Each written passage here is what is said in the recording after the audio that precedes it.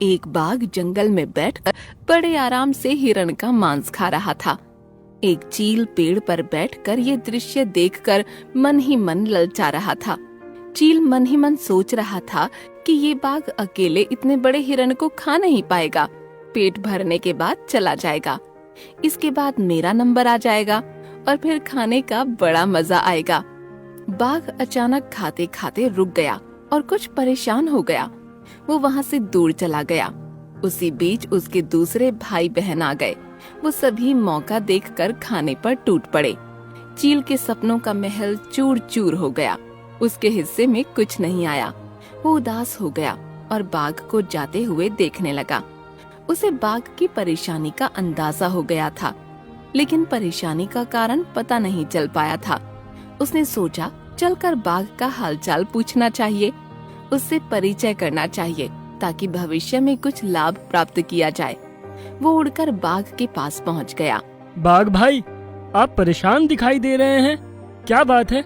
मुझे बताएं, शायद मैं आपकी कुछ मदद कर सकूं। क्या बताऊं?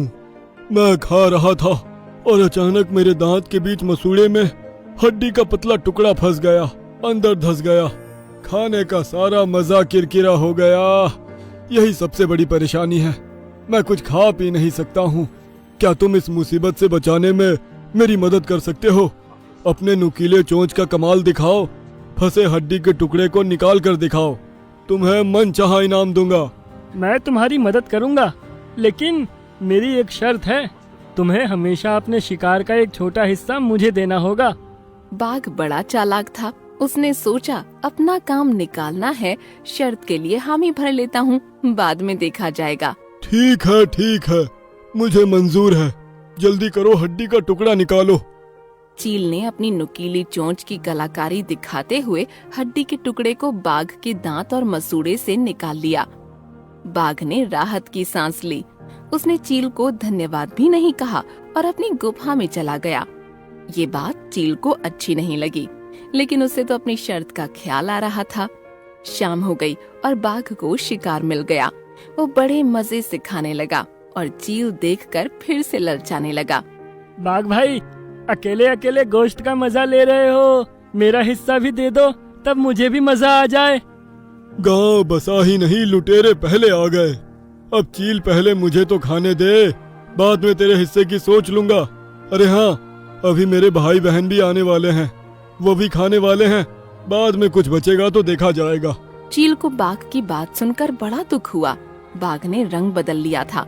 उसकी बेवफाई सामने आ गई थी। बाघ ने मांस खाया और अपने भाई बहनों को भी खिलाया। इसके बाद सूखी हड्डियां ही बच गईं। बाघ भाई, आपने अच्छा नहीं किया। अपनी शर्त को भूलकर मेरे साथ धोखा किया। ये मेरा शिकार था, इसलिए मैंने खाया और अपने भाई बहनों को खिलाया। मैंने तो अपना काम निकालने के लिए तुम्हारी शर्त की हामी भर दी थी। अब तुम अपना रास्ता पकड़ लो। तुम्हें कभी भी कोई हिस्सा नहीं मिलेगा।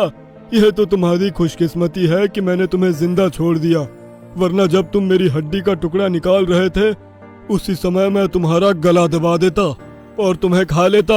मेरा एहसान मानो कि मैंने तुम्हारी जान बख्श दी। चील को गुस्सा आ गया। वो हवा में उड़ा और बाघ के पास पहुंचकर उसकी एक आंख पर चोंच मार दी।